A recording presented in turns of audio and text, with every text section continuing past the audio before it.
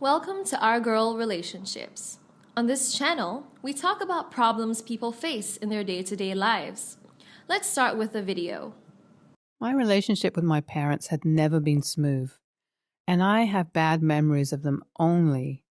I remember when I used to count the years of how many were left to be spent with them before I could finally leave.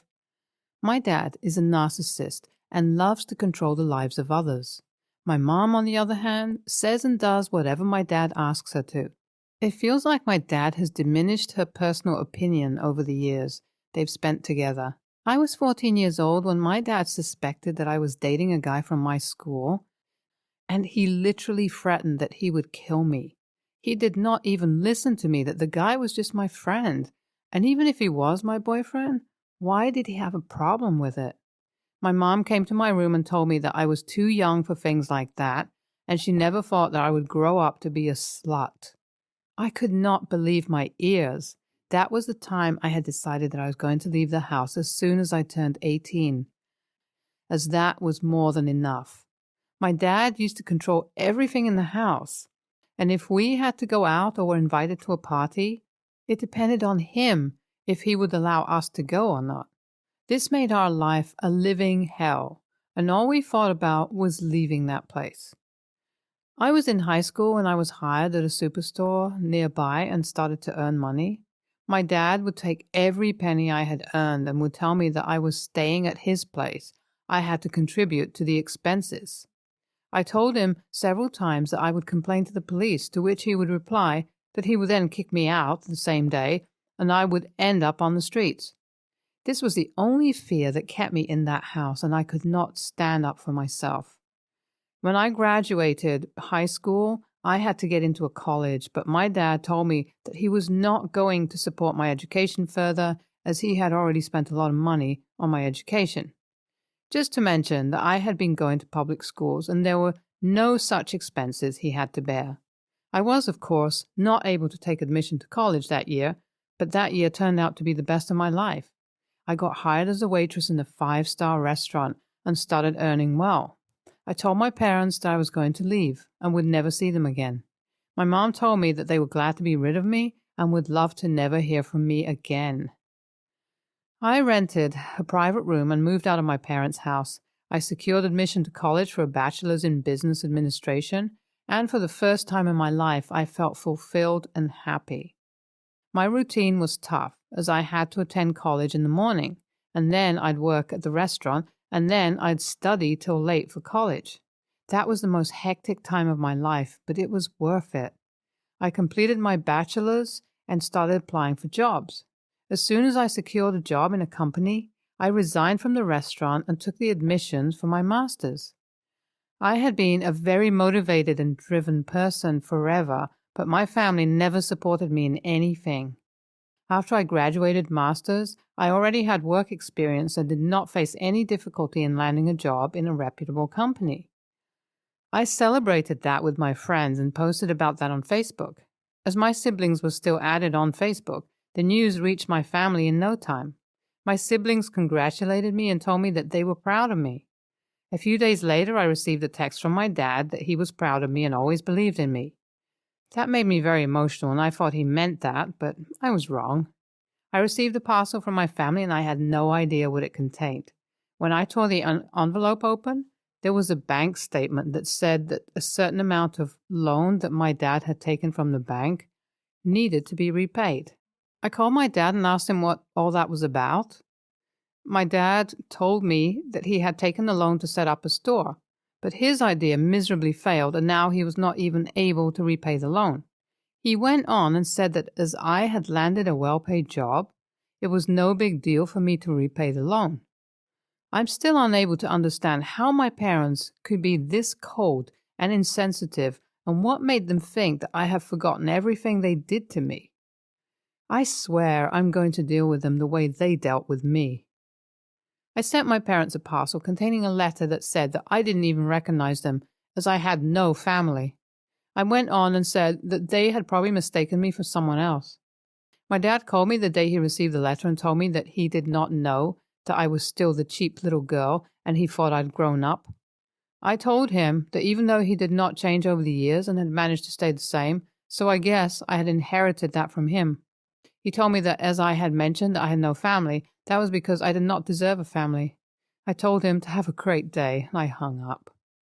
My mom called me later that day and told me that it was so mean of me and she never expected that from me. She said that being the eldest kid in the family, I had few responsibilities to fulfill. I asked her why did she not remember that when she would treat me as a doormat along with her dearest husband, and it was only the money I earned which had changed her thoughts. I told her that the loan was not my problem and they had not taken it for my education, so they better deal with it themselves. My brother came to see me and told me that my dad was not feeling well, as financial stress had taken over him and he felt even worse since I had sent that letter. I told him that he had no idea what I felt when he told me that he was not going to bear my college expenses, which were least, to be honest. My brother said that my dad's life was already miserable and I should not make it more so by seeking revenge on him. I told him that his life was miserable because he never failed to make everyone else feel miserable. I told my brother that he should suggest our dad sell his house and repay the loan. My brother got furious and asked if I wanted to see them on the streets. I told him that if they would not sell the house themselves, the bank would make them do so, eventually, and they can relocate to a rented apartment if the streets did not suit them. My brother left my place in a fury and told me that I was the worst daughter he had ever known. I called my dad later on and told him that I would help him, but it was not going to be a financial help, so he should not expect much. I do not know what you guys are going to say, but the resentment I have for my family is endless, and you cannot even imagine what they had put me through. I went to my dad and took photos of the house and made sure no one got the idea of what was going on. I later on uploaded the information and the photos of the house on an app and advertised it for sale. I had given my dad's number in the advertisement so the interested people would contact him. A day or two passed. My dad called me to say that it was the worst thing a daughter would do to her parents, and I was a disgrace to their family. My dad told me that he would complain to the police as I had advertised his house without his consent. I told him that I was just trying to help him, and he was too mean to thank me. He told me to shut up and hung up. He did not complain to the police as I did not receive any notification. I took down the advertisement because I thought I had made them suffer enough. I cannot believe how they could expect anything from me after the years of abuse I had suffered from childhood in their house. Now they expect me to repay their loan just because I have achieved everything on my own? I swear, if I had not achieved anything, they would not have even bothered to contact me, just like they did not try to reach out to me in all the previous years. A couple of weeks passed and my dad called me again. He asked me if I could repay a few installments only, and then he would find a way to repay the rest of the loan. He also told me that he would return me the money later on. I told him that I could not do so as I was already shifting my apartment and would need money there as well. I went on and said that he should stop expecting help from me as nothing was going to change my mind. I told him that his problems were his only, and just like I never reached him for help, I expect the same from him. My dad would not stop calling me and trying to emotionally blackmail me, so I had to take a step against him. I already had enough proof against my family, including that letter they had sent me and the text I received from my mom and dad, in which they were either emotionally blackmailing me or were threatening me. I filed for a restraining order against my family and was able to get one as I had proof against them. I, of course, got notification but did not try to contact me after that. NTA. This was very brave of OP, and the way she put up their house for sale was the best, to be honest. When OP said that she called her dad to say that she was going to help them, I thought that she was going to make a mistake, but she totally nailed it. It was not at all harsh, and her family deserved to be served that way as they had mistreated OP for so long. NTA, the boss of a-holes here, was the dad, and other a-holes under him were OP's mom and OP's brother. I mean, from where did the OP's dad get the guts to ask her for help when he had pushed her on the streets? I can understand the struggle OP had gone through when she had to leave her house and was on her own for years, and when she finally established. Her family looked up to her for help and talked about responsibilities. Sick people. Next story. My husband, 42, and I, 37, have our 10-year-old wedding anniversary coming up soon. This has been a long year for both of us, as I was diagnosed with cancer and have been dealing with the treatments for the past year and have finally been declared cancer-free. During the treatment, my husband has been amazing and has used almost all of his vacation time to make sure that I was being taken care of. Of course, this meant that he doesn't have any time to take a week off for our upcoming 10-year anniversary to go do something fun. I, of course, still wanted to celebrate being cancer-free, so I booked a tropical getaway trip with one of my best friends so I could get away and celebrate.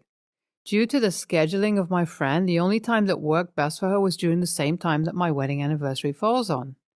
I figured this would be fine since my husband couldn't take any time off to go anywhere anyway. I told my husband that I was taking the trip after everything had been booked, and he ended up getting very upset. And he said that taking the trip on our anniversary date and not discussing any of the plans with him prior to booking everything made him feel like he didn't matter. Of course, this is not true.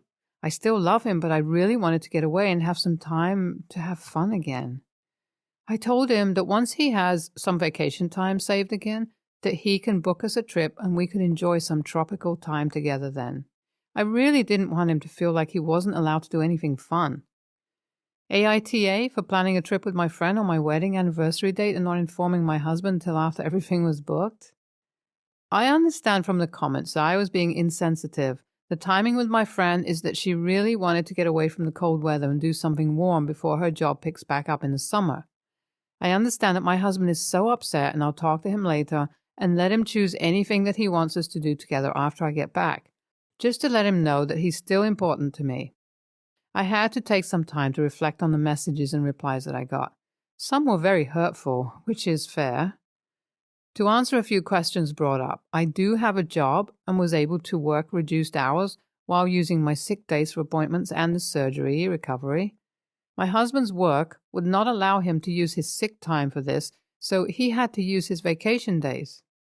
The cancer I had, thankfully, wasn't as severe as some people's family members here, but it still took many appointments, a surgery to remove most of it, plus lymph nodes, and then the resulting radiation therapy and follow-up appointments. I have decided that I would push back the trip and leave the day after our anniversary so my husband and I can spend our anniversary together. I did apologize to my husband for booking the trip without talking about it with him first. He has no issues with me taking time to spend with my friends in the past, and I honestly didn't think he would mind that much. My friend is obviously upset with this as she has to reschedule her days off as well as parts of the trip that she contributed to, but I hope she understands the situation. I want everyone to know that I really wasn't trying to be the biggest a-hole on the planet. This has been a very stressful time, and I'm just trying to keep everyone happy, as I care about everyone in my life. Thanks for the support, honey, and for burning up all your vacation time to take care of me. I'll send a postcard for our anniversary. YTA. Next story. I'm a 20-year-old woman, and I live in an apartment with 3 other roommates. We're only provided a 2-car garage for the whole unit, but that's not an issue because there are only 2 cars. Occasionally, we would have guests over before the 2nd car was brought, and anyone over was welcome to park in the garage. No one cared because better used than not.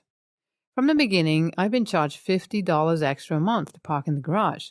Apartment policy. They use it to clean the flooring if requested, no additional cost. This is $50 per unit, not person. When the other person moved a car in, I didn't think to bring up this cost because I'm financially stable enough to handle it, and it secures me a spot in the garage. Last night, I came home to find another car in my spot. I was told that they had guests over while I was out for the week, but I was told that they would park in the street or be gone before I came back. I came back relatively late and felt rude to bother them about moving their car, so I asked if I parked on the street if any of them would be able to give me a ride back, about a mile uphill at midnight with no lights. They said no. For safety, I parked in front of the garage and let them know that if I was towed, I wanted help paying it off. They said they'd pay it in full. I'm 5 foot tall, no pepper spray, and about 100 pounds, so I could in no way fight someone off. I woke up to my car towed and let the roommates know. When I called the company, they told me the bill would come out to about $500. In total, it would cost me about $700 given the hourly rate and time it would take to get there. They said no and lied that I never even asked. I have text messages. I said, whatever, and paid for my car since I had the money on hand. Payment for renting is coming around at mid-month mark, and I have no intention of paying rent. My rent in total is also about $700. I have the money on hand, but still. I talked to my landlord, and he said, so long as it's covered by anyone, it is all right. We're a unit and not individuals. If one person doesn't pay, everyone is in trouble. I sent that to the chat and gave them a week. They tried to bargain with half, but I mentioned I have paid $500 in total while living here for the garage and the fees, and said that I would pay $200 if they did the rest, and they said no. I also pointed out that the other person doesn't pay to use the garage and also could have moved, but they said they pay rent in general, so that's enough. I feel bad, but financially, I would be on a tight budget. No gas, no food, no tuition payment kind. AITA for refusing? NTA. If you let them slide, you're robbing yourself of other things this money could go to. Future investments, buying a house one day, hobbies, a new computer, etc. The moment they said no to picking you up down the road is the moment that they lost any empathy from me. I would have said, all right then, you guys need to move the car. Don't add emotion into it, especially guilt. They're wrong. They've been wrong all along. You're too nice, but you also did your part in trying to communicate a solution.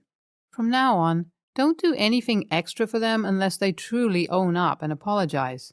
If they have to go on a payment plan with the landlord, let the landlord do it to make it official. You have the text proof. That's all you need.